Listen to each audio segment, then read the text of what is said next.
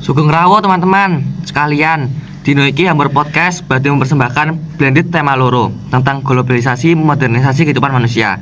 Sadurunge awak dhewe mbahas iki, absen dulu yuk. Halo kabeh, aku Michael Einstein. Sugeng rawuh rek, aku Michael Revaldo. Kowe kabeh ero ora bedane aku mek Michael Einstein. Sakjane akeh rek, tapi lek dibahas lagi ran NTE. Halo, Sugeng rawuh, aku Andin. Halo, aku Rahel. Halo, aku William. Nah, mereka ini yaitu teman-teman yang akan menemani kita di podcast kedua kali ini. Didengerin sampai habis ya teman-teman. Di podcast kedua ini kita akan menjelaskan tentang globalisasi dan modernisasi kehidupan manusia. Oh iya masih. Oh iya teman-teman, kita kan barusan selesai nih pelajaran sejarah. Aku lupa tadi itu tentang apa aja sih? Tadi itu membahas mengenai seorang tokoh yaitu B.J. Habibie. Emang apa aja sih yang kamu ketahui tentang B.J. Habibie? Nah, tak jelasin ya. Jadi B.J. Habibie itu adalah presiden RI ketiga yang menjadi sosok penggerak pengembangan dan teknologi kemajuan teknologi Indonesia dan inspirator bagi sumber daya manusia untuk menguasai dan mengembangkan ilmu dan teknologi. Oh, ngono loh Will. Diingat-ingat loh tentang Presiden B.J. Habibie iku sapa? Iya, Din. BTW kan aku tahu tonton film Habibie dan Ainun. Terus Pak Habibie itu ngajurin pendidikan kemana sih? Setahu yo, Presiden B.J. Habibie melanjutkan pendidikan di RWTH Aachen, Jerman. Setelah 6 bulan ia menempuh pendidikan di ITB. Oh, tenan kui. Dan aku tertarik juga sih tentang perjalanan cintanya dengan istrinya Ainun di Jerman. Emang kamu ingin tahu tentang kisah cintanya mereka, Kahkel? Iya Hel, aku rada kepo. Awal bertemunya mereka itu gimana sih? Jadi saat muda awalnya memang gak punya perasaan apapun ke Ainun. Namun ibunya ini yang menginginkan kedua menikah. Pak Habibie ini awalnya biasa saja karena ia masih fokus dengan melanjutkan studi doktorali. Tapi setelah ia diantar adiknya ke rumah Bu Ainun, mereka jadi makin cocok dan dekat. Waduh, sampai baper aku dengar ceritanya. Hehe. Ya gitu Kel, yang namanya cinta gak bakal kemana.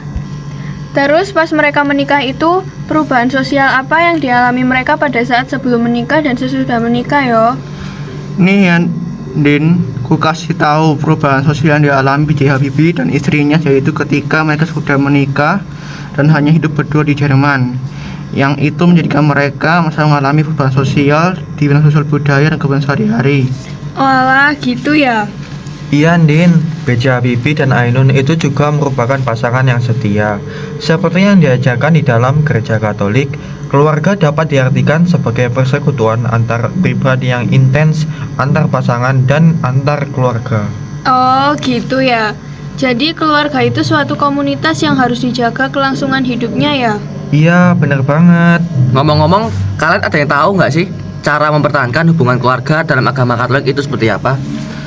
Yaitu yang perlu disadari ialah bahwa mempertahankan keutuhan kehidupan keluarga adalah tugas dan tanggung jawab semua pihak.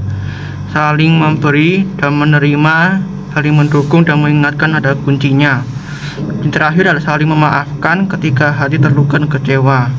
Iya betul itu Will. Memang kuncinya itu kita harus saling memaafkan dalam situasi apapun. Yo, aku kepo sama kehidupannya B.J. Habibie di Jerman. Dia kan bekerja di Jerman. Terus apa makanan kesukaannya Pak Habibie yo pas di Jerman?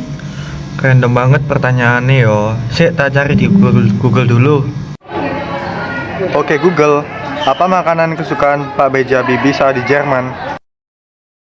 Nah, iki Din, karena di Jerman harga makanan mahal, Pak Habibie mencoba membuat makanan Indonesia sederhana, yaitu sup ikan dengan membeli bahan-bahannya. Walah, ngono tokel. Nah, itu juga merupakan ide dari Pak Habibie dalam menciptakan peluang usaha makanan yang dimodifikasi. Terus strategi pemasaran apa ya dalam membuat usaha makanan yang dimodifikasi? Strateginya itu kita bisa memposisikan dalam media sosial, brosur, dan lain-lain. Tapi di sisi lain kita harus memperhatikan pesaing kita di pasar. Karena itu juga penting juga kita membuka usaha. Siap deh Bang Will, aku nanya lagi gak apa-apa dah? Lagi masih bisa, tanya aja Mas Michael. Ya Will, nah kan Pak Habibie tinggal di Jerman dan pastinya menggunakan bahasa Inggris di sana. Gimana ya caranya dalam menawarkan makanan ke orang lain? Aku tahu caranya. Itu bisa menggunakan asking dan offering help. Cara menawarkan makanan dengan asking dan offering help kayak mana? Nah, asking help caranya bisa dengan could you spare a moment? I want to offer this fish soup. Are you interested in buying this soup? Responnya itu bisa jika mereka tertarik itu bisa dengan of course, I buying this soup. Atau jika tidak mau bisa bilang sorry, I'm busy. Aku mau nambahin Kel yang offering help. Kata-katanya kayak gini. If you are not busy, can I offer you this food? Responnya jika ia setuju bisa dengan of course. Jika tidak setuju, ia akan mengucapkan sorry, I don't want to eat this first. Oh, begitu ya. Iya. Oh iya teman-teman, tidak terasa kita sudah membahas banyak materi ya hari ini. Ya, kita semua jadi mendapatkan pengetahuan baru. Terima kasih ya teman-teman sudah mendengarkan podcast kami dari awal hingga akhir. Semoga kalian juga bisa mendapatkan ilmu pengetahuan dari podcast kami.